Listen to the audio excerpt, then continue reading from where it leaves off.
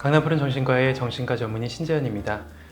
오늘도 ADHD 관련된 영상을 들고 와서 거기에 달린 댓글을 살펴보면서 저희가 도움을 드릴 만한 얘기들을 좀 나눠보도록 하겠습니다. 또 이렇게 댓글을 남겨주셨습니다. 계획해도 실행하는 게 어려워요. 중딩 때부터인가 지각이 일상이 되고 시계 보면서 이때 나가야지 생각은 하는데 계속 지각을 하다 보니까 지각이 일상이 되고 지금 30대인데도 계속해서 고치를 해봤지만 원상복귀가 됩니다. 라고 적으셨습니다. 맞습니다. 참 어렵습니다. 약을 먹어도 습관 고치는 게 또 쉽지가 않기도 하고요. 그래도 연습하는 게 굉장히 필요하고 중요합니다.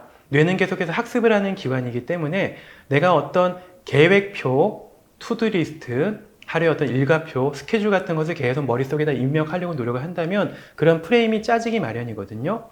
그래서 꼭 반드시 해보셔야 되는 것들 중에 하나는 투두리스트를 만들기. 하루 중에 꼭 중요한 것들을 상위 한 두세 가지 정도, 많아도 안 좋습니다. 10가지 정도의 계획을 세우려고 하지 마시고요. 한 두세 가지 정도, 그냥 한 가지만 하셔도 됩니다. 오늘 해야 될 중요한 일들을 그냥 투두리스트로 적어보고 그것을 하나하나 완수해 나가는 경험을 꼭 해보시기 바랍니다. 큰 조각부터 하려고 하지 마시고요. 굉장히 작은 조각으로 쪼개서 계획을 세우시길 바라고, 또 하나는 스케줄링 하는 게 굉장히 중요합니다. ADHD 가지신 분들이 되게 지각 굉장히 많이 하세요. 약속 잘 안 지키시고요. 그래도 약속 잘 지키시는 분들 보면은 어릴 때부터 내가 워낙 산만하고 실수 많이 하고 시간을 많이 놓치게 되고 혼도 많이 나니까 그래서 스케줄을 적는 게 굉장히 일상화가 되어 있거든요. 그래서 그분들의 다이어리를 보면요, 굉장히 빼곡하게 약속을 적어 놓습니다. 만약에 내가 그런 사람이 아니라고 한다면 그런 보상적인 훈련을 하기 위해서라도 꼭 스케줄러를 사서 혹은 스마트폰 앱을 활용해서 알람을 활용해서 계속해서 나에게 적절한 어떤 방법들을 계속 훈련해 나가고 찾아 나가시는 것이 굉장히 필요합니다. ADHD의 인지행동 치료라는 게 사실 다른 게 아니에요. ADHD의 치료 중에 제일 중요한 건 사실 약물 치료거든요. 치료의 한 8, 90% 정도를 차지하는 정도라고 보시면 되겠습니다. 그만큼 약의 효과는 확실하고 잘만 약을 찾으면 꽤 많은 부분이 해결이 되는데 거기에 추가적으로 한 10, 20% 정도 내가 훈련할 부분이 분명히 존재는 하는 거죠. 그래서 그런 부분들을 훈련해 나가고 일상의 습관들을 만들어 나가는 것이 인지행동 치료라고 생각하시면 되겠습니다. 제일 중요한 거는 적절한 생활 리듬을 유지하고 적절한 생활 규칙을 만들어 나가는 것, 그리고 좀 더 세밀하게는 스케줄러를 찾고 그 다음에 다이어리를 쓰고 그 다음에 투두리스트를 만들고 하는 식으로 내 생활을 조직화해 나가는 연습들을 계속 해 나가는 것이 굉장히 필요합니다. 집중력이 진짜 부족하면 아무리 사소한 거여도 계획 세우고 실행하는 게 어렵더라고요. 내 의지대로 나를 컨트롤하고 수행하는 것 자체가 어마어마하게 힘든 느낌이다 라고 이렇게 적어주셨습니다. 맞습니다. ADHD의 증상이 여러 가지 특징이 있는데요.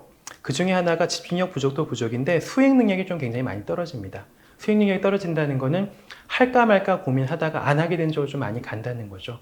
그래서 아까 말씀드렸던 계속 미루게 되는 행동을 한다거나 어떤 실천을 안 하게 된다든지 계획만 세워놓고 무언가를 좀 해나가는 걸 굉장히 어려운 경험을 많이 하게 됩니다.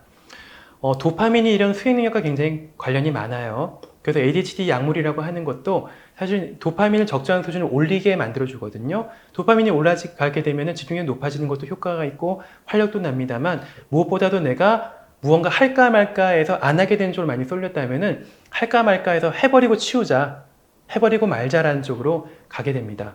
그래서 ADHD 약을 먹고 치료받으신 분들이 많이 경험하게 되는 변화 중에 하나가 선생님, 제가 청소 하나도 안 하다가 갑자기 청소를 하기 시작했어요 라고 말씀하십니다.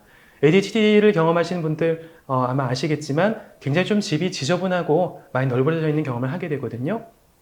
그래서 그런 것들 좀 많이 변하게 되는 경험을 하게 됩니다. 그래서 적절하게 치료를 받는 것도 그런 미루기 습관이라든지 청소를 하지 않는 습관에 도움이 될 것 같습니다. 네, 지금까지 두 번에 걸쳐서 우리들이 굉장히 많이 고민하는 문제, 현대인들이 굉장히 많이 고민하는 문제인 ADHD에 대해서 한번 우리가 얘기를 나눠보는 시간을 가져봤습니다.